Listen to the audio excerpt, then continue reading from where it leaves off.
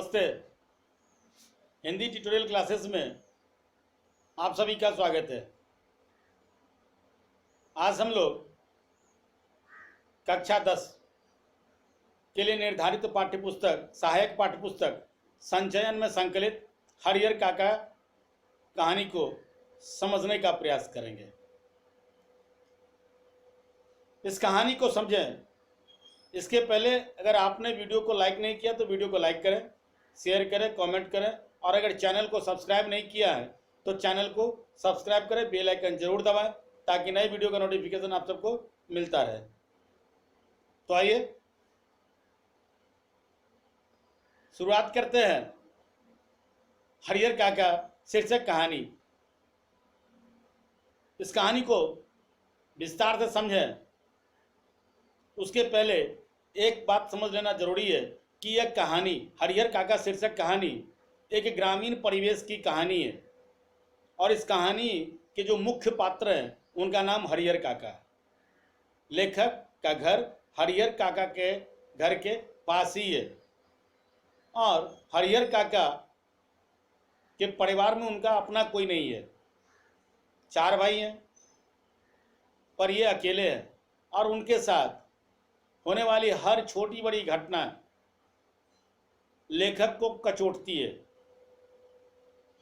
और हरिहर काका के साथ घटने वाली उन्हीं सभी घटनाओं को लेकर के लेखक ने इस कहानी की रचना की है। तो आइए इस कहानी को थोड़े विस्तार से समझते हैं हम लोग। इस कहानी के लेखक कहते हैं कि हरिहर काका के साथ उनका जुड़ाव बहुत गहरा था। लेखक का हरिहर काका के प्रति जो प्यार था वो उनके व्यवहार और उनके विचारों के कारण थे। किनके?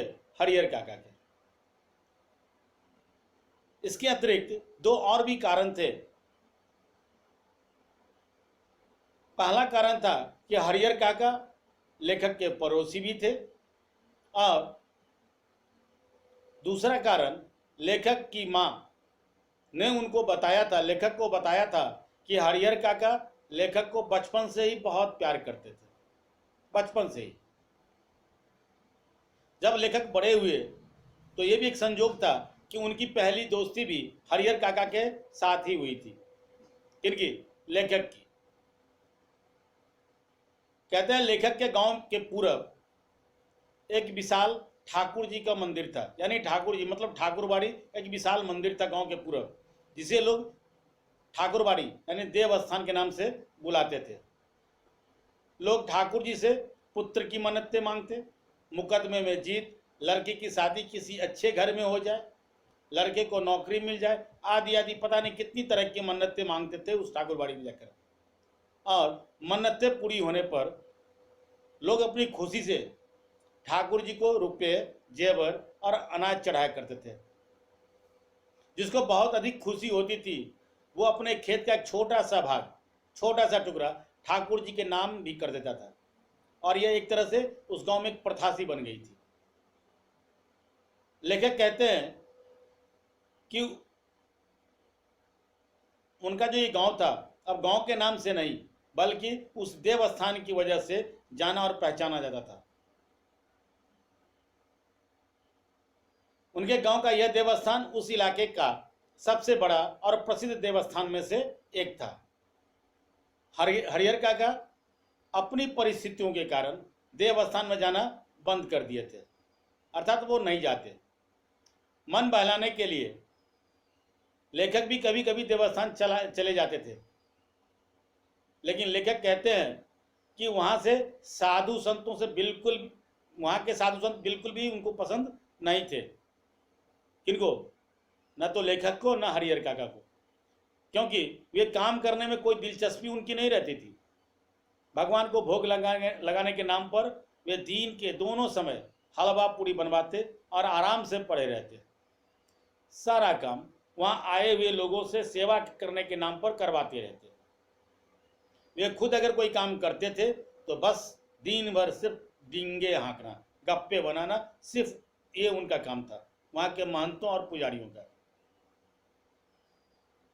लेखक हरिहर काका के बारे में बताते हैं कि हरिहर काका और उनके 3 भाई हैं। सबकी शादी हो चुकी है। हरिहर काका के अतिरिक्त सभी 3 भाइयों के बाल बच्चे भी हैं। कुछ समय तक तो हरिहर काका की सभी चीज़ों का अच्छे से ध्यान रखा जाता था, लेकिन फिर कुछ दिनों के बाद हरिहर काका को कोई पूछने वाला तक नहीं था।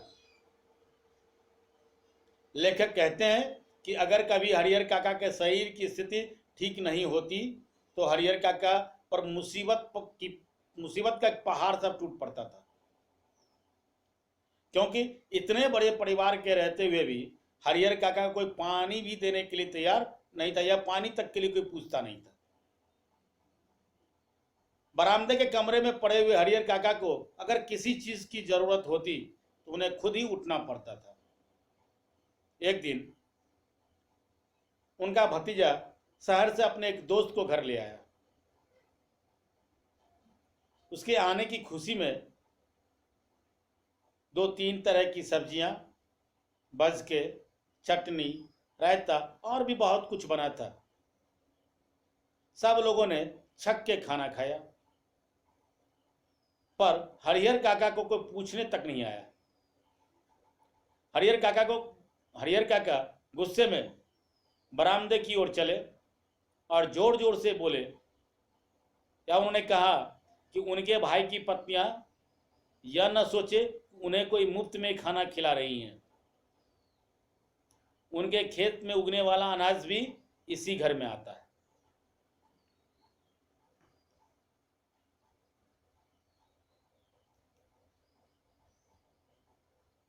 हरिहर काका के साथ हुई इस घटना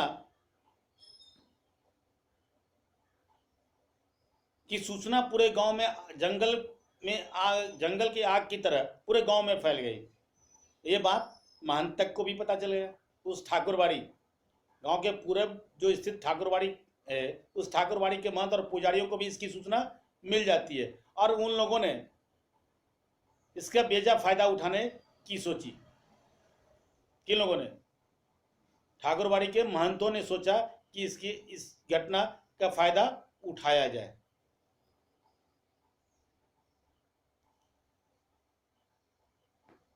हरिहर काका के गुस्से का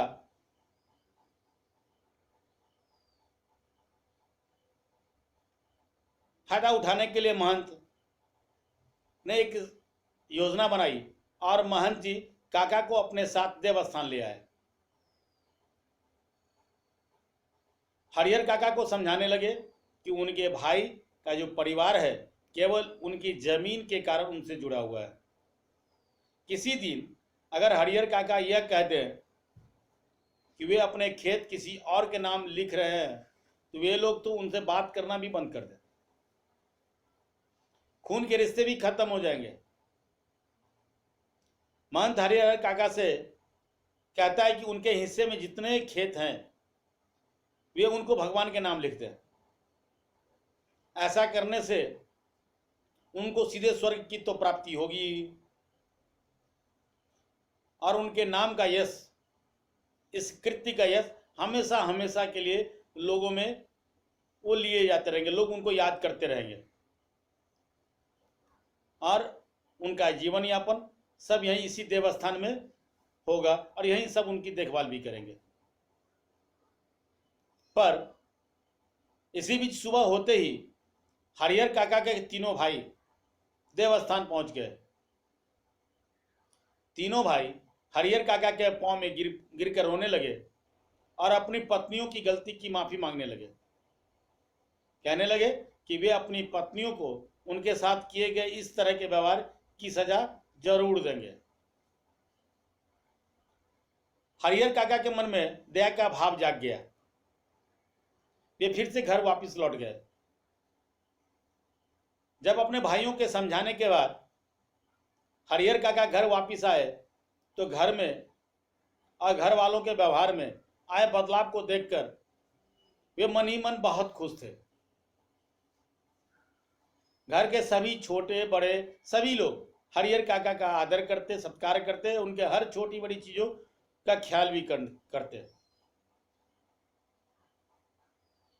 इधर गांव के लोग जब भी कहीं बैठते तो बातों का एक ऐसा सिलसिला चल पड़ता जिसका कोई अंत नहीं होता। हर जगह बस उन्हीं की बातें होती, हरिहर काका की।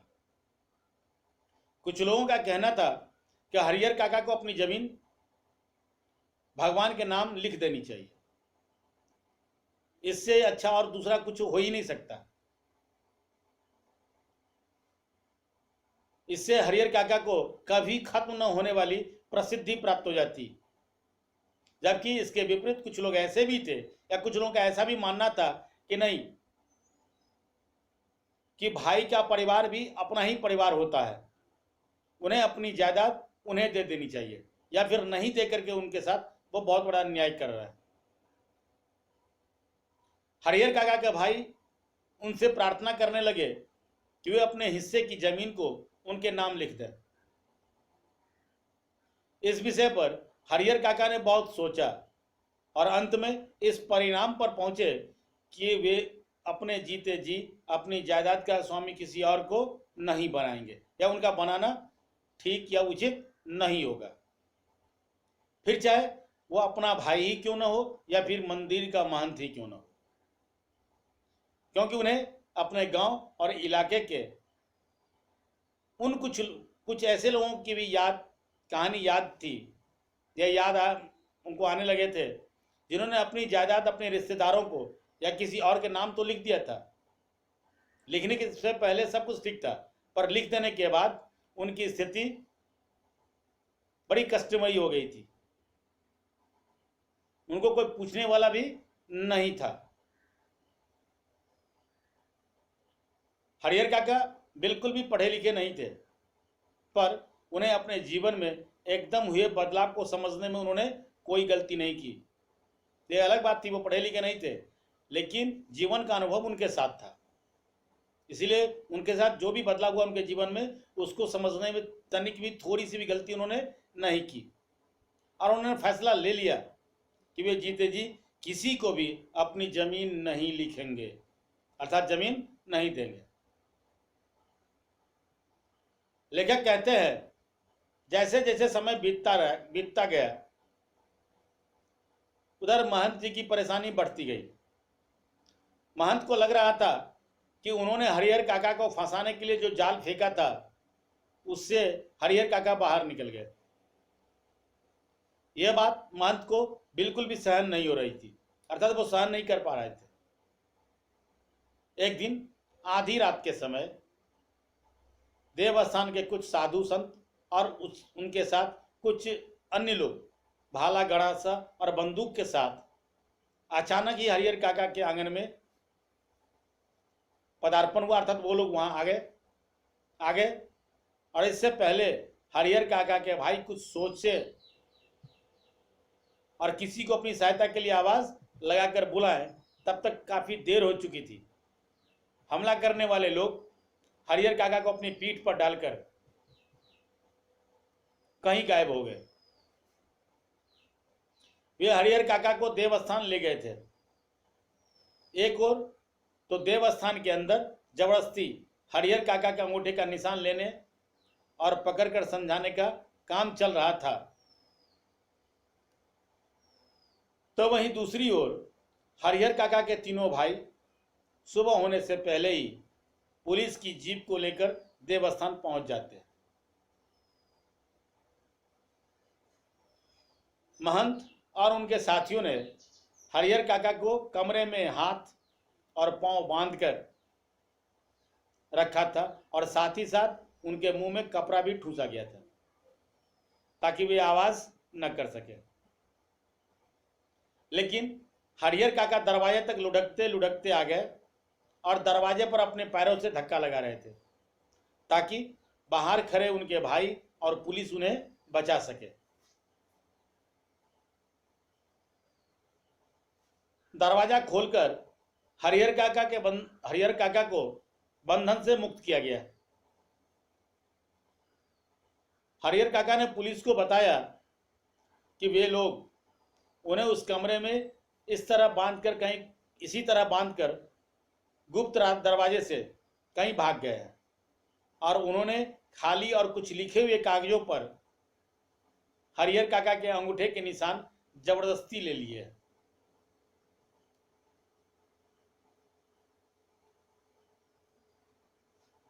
यह सब बीत जाने के बाद हरिहर काका फिर से अपने भाइयों के परिवार के साथ रहने लग गए। 24 घंटे पहरे दिए जाने लगे थे। यहां तक कि अगर हरिहर काका को किसी काम के कारण घर से बाहर गांव में जाना पड़ता तो भी हथियारों के साथ 4-5 लोग हमेशा उनके साथ रहते। लेखक कहते हैं कि हरिहर काका के साथ जो कुछ भी हुआ था उससे हरिहर काका एक सीधे साधे और भोले वाले किसान की तुलना में चालाक और बुद्धिमान हो गए थे। जो भी घटनाएं हुई उन घटनाओं के कारण वो काफी समझ उनमें आ गई थी। उन्हें अब सब कुछ समझ में आने लगा था कि उनके प्रति भाइयों का अचानक से उनके प्रति जो व्यवहार में परिवर्तन हुआ है या हो गया था, उनके लिए जो आदर सम्मान और सुरक्षा वे प्रदान कर रहे थे वह उनका कोई सगे भाई का प्यार नहीं था। उनके भाइयों का हरिहर काका के प्रति कोई सगा भाई का प्यार नहीं था, बल्कि वे सब कुछ उनकी धन दौलत के कारण ही कर रहे थे। वे हरिहर काका को पूछते तक नहीं थे। अगर वो नहीं होता तो फिर ये लोग उनको पूछते, कभी किनको उनको पूछते नहीं। किनको? हरिहर काका को। केवल धन दौलत के कारण ही वो लोग इतना कुछ कर रहे थे। कौन लोग? हरिहर काका के भाई, जो भी 3 भाई थे वो सब। कहते हैं जब से हरिहर काका देवस्थान से वापस घर आए थे उसी दिन से हरिहर काका के भाई, उनके दूसरे जो रिश्तेदार या फिर जो भी लोग थे, सभी यही सोच रहे थे कि हरिहर काका को कानूनी तरीके से अपनी जायदाद भतीजों के नाम से कर देना चाहिए, क्योंकि जब तक हरिहर काका ऐसा नहीं करेंगे या नहीं करते हैं तब तक महंत की तेज नजर उन पर टिकी रहेगी। हरिहर काका के भाई हरिहर काका को समझाते समझाते थक गए तो उन्होंने हरिहर काका को डांटना और उन पर दबाव डालना भी शुरू कर दिया। एक रात तो हरिहर काका के भाइयों ने भी उसी तरह का व्यवहार शुरू कर दिया जैसा महंत और उनके सहयोगियों ने उनके साथ किया था।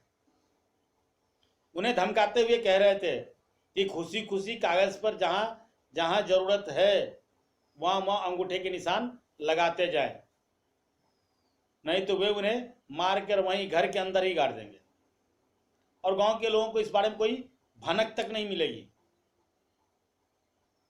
हरिहर काका के साथ अब उनके भाइयों की मारपीट शुरू हो गई। जब हरिहर काका अपने भाइयों का मुकाबला नहीं कर पा रहे थे तो उन्होंने जोर जोर से चिल्लाकर अपनी मदद के लिए गांव वालों को आवाज लगाना शुरू कर दिया।